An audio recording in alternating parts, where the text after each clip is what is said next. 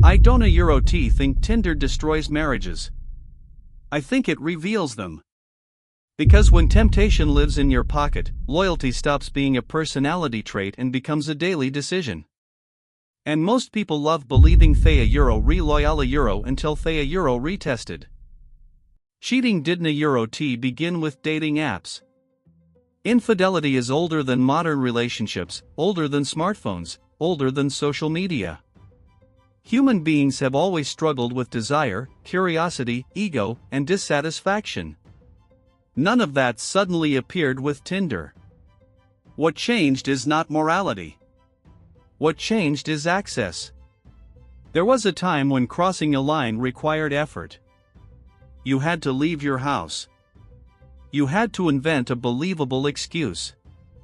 You had to risk being seen in public. There were obstacles physical, social, logistical. And those obstacles acted as friction. Friction protects relationships more than people realize. It slows you down. It gives you time to think. It forces you to make a conscious decision instead of an impulsive one. Today, that friction is almost gone. You can be sitting next to your partner on the couch, half watching a movie, and silently browsing through dozens of potential alternatives within a 5-kilometer radius. You can be lying in bed, your spouse asleep beside you, and receive a notification that someone just matched with you. No one hears anything. No one smells anything. No one suspects anything. And because nothing physical happened, it feels harmless. Theta where the real shift begins. Modern temptation is private. Eta silent. It leaves no evidence. You don't need to step outside your routine. You don't need to disrupt your life. You don't even need to decide that you want to betray anyone. Curiosity is enough. And curiosity doesn't feel immoral. It feels normal. Theta the danger. Because the line between curiosity and intention is thinner than we like to admit. You tell yourself you just looking. Just observing. Just seeing what out there. Eta not physical. Eta not serious. Eta not aerial. But attention is real. And attention is limited. The more of it you give to strangers, the less of it remains fully invested at home. This is not about panic or exaggeration. Eta about understanding how small shifts accumulate. One swipe doesn't destroy a marriage. One match doesn't end a relationship. But repeated exposure to alternatives changes the internal landscape of commitment. You stop feeling like you chose once and settled. You start feeling like you are constantly choosing or constantly evaluating whether you should choose differently. And when commitment turns into a constant comparison exercise, stability becomes fragile. Not because love disappears, but because alternatives never do. What makes this situation powerful isn't the act of cheating. Eta the psychology of alternatives. Human commitment is deeply influenced by perceived options. Decades of behavioral research show that when people believe attractive alternatives are available, their level of emotional investment weakens even if they never pursue those alternatives. The key word is perceived. You don't have to meet anyone. You don't have to flirt aggressively. You don't even have to respond. You only need to know that you could. Dating apps amplify that perception in a way no previous technology ever did. They don't just show you people they present optimized versions of people. Carefully selected photos. Strategic angles. Confident bios. Everyone appears interesting. Everyone appears available. Everyone appears slightly exciting. You are not comparing your partner to reality. You are comparing them to curated possibility. And curated possibility is designed to win. Long-term relationships are built on ordinary life. Shared bills. Bad moods. Stress. Routine. Laundry. Silence. Comfortable conversations that arena Euro T cinematic. Apps sell novelty. Novelty activates dopamine a euro, the same chemical associated with reward and anticipation. Every swipe carries the promise of something new. Every match delivers a small surge of validation. Every notification signals that you are still desirable. And validation is addictive. Not because you want to betray anyone, but because it feels good. There are Euros something deeply powerful about knowing someone you a Euro V never met finds you attractive. It feeds the ego. It reassures insecurity. It whispers that you still have options. And once your brain understands that options are endless, something subtle shifts. You start evaluating your relationship not in isolation, but in comparison. Could I do better? Is this the best version of love available to me? Am I settling? Those thoughts might be quiet. They might be fleeting. But repetition makes them stronger. When exposure to alternatives becomes daily instead of rare, comparison becomes automatic instead of occasional. And comparison erodes contentment.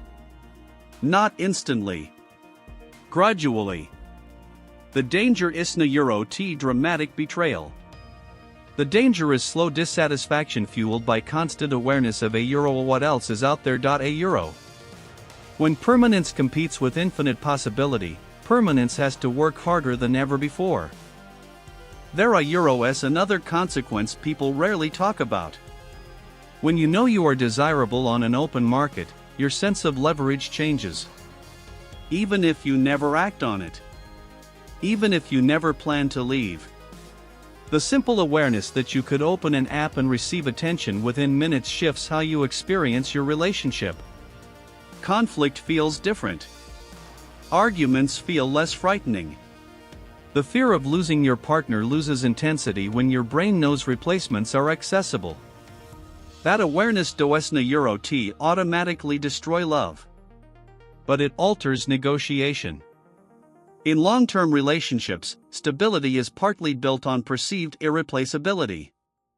When both partners feel that leaving would be difficult, rare, or uncertain, they tend to invest more in repair. They tolerate discomfort. They compromise. They work through friction. But when alternatives feel abundant, effort subtly declines. Why fight so hard to fix something when your brain constantly whispers that something a euro a euro might be one swipe away? This is not cruelty. Eta Euro's convenience. And convenience changes behavior. Technology didn't a Euro T invent temptation. It removed the distance between temptation and action. Before, crossing a line required a deliberate step. You had to physically move towards someone else. There was a visible threshold. Now the threshold is psychological. And psychological lines are easier to redraw. Is messaging someone cheating?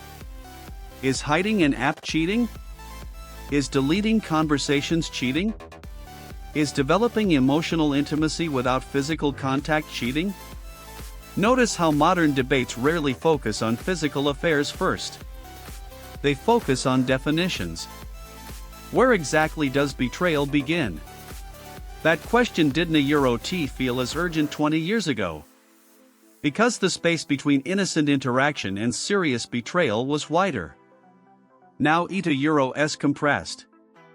Micro-cheating becomes common a euro not because people intend to destroy their relationships, but because the steps feel small. Harmless. Justified. A euro am only talking. A euro Eta Euros just flirting. A euro doesn't a Euro T mean anything. A euro OEI deserve attention too. A euro. Rationalization thrives in private environments. And dating apps are private environments. They allow people to maintain an image of loyalty while quietly exploring alternatives. Not everyone does it. But enough do that the cultural definition of fidelity starts to shift. And when definitions shift, expectations shift. Theta Euro-S when commitment becomes unstable. Not because love disappeared, but because boundaries became negotiable. There are Euro-S, a phrase people love to use: opportunity makes the thief. But that phrase is misleading. Opportunity does na Euro-T create weakness. It exposes it. In a world where alternatives are rare, loyalty feels natural. You stay because leaving would be complicated. You stay because options are unclear.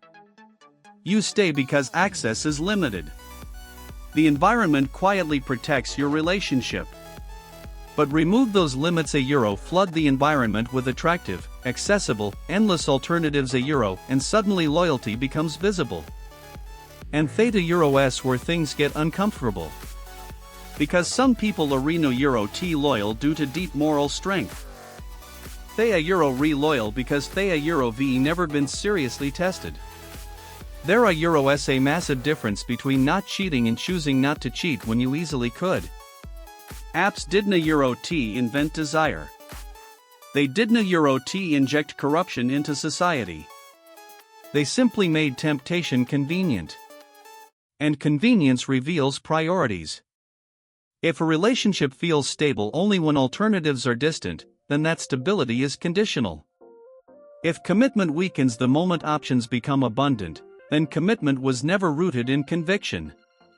It was rooted in limitation.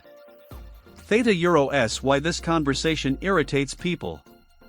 It challenges the comforting belief that we Euro-Re all inherently faithful. Maybe we are. Or maybe we just have no Euro-T had enough opportunity. Because here Euro-S the brutal truth.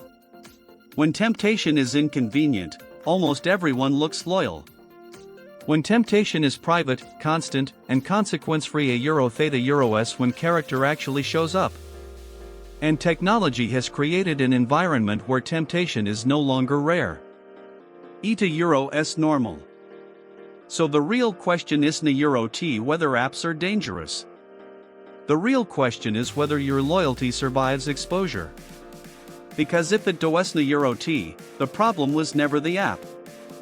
So is Tinder the villain? No. Blaming an app is easy. It removes responsibility. It turns a personal decision into a technological problem. But pretending it has no influence is just as naive. Dating apps industrialized opportunity. They made alternatives constant. They gamified attraction. They transformed validation into entertainment. And when attraction becomes a game, commitment starts competing with stimulation. That doesn't Euro-T automatically destroy relationships. But it changes the battlefield. Maybe apps didn't Euro-T break marriages. Maybe they exposed how strong or how fragile they already were. The uncomfortable truth is this: loyalty today is more intentional than it used to be. Eta Euro-S no longer protected by distance or inconvenience. It survives only if you actively choose it in the presence of temptation. And Theta Euro-S harder. Because temptation is no longer rare. Eta Euro-S accessible. Eta Euro-S private. Eta Euro-S quiet. So the real question isn't Euro-T whether Tinder is good or bad. The real question is this: if the opportunity is always there Euro. If no one would ever find out Euro. If the validation feels good Euro. If the alternative looks exciting Euro. Would you still choose your partner? Not because you Euro-Re afraid of consequences. But because you Euro-Ve decided who you are. Because loyalty isn't Euro-T proven when options are limited. Eta Euro-S proven when options are endless. And if commitment only survives when temptation is inconvenient Euro. Then maybe the app didn't destroy anything. Maybe it just revealed the truth.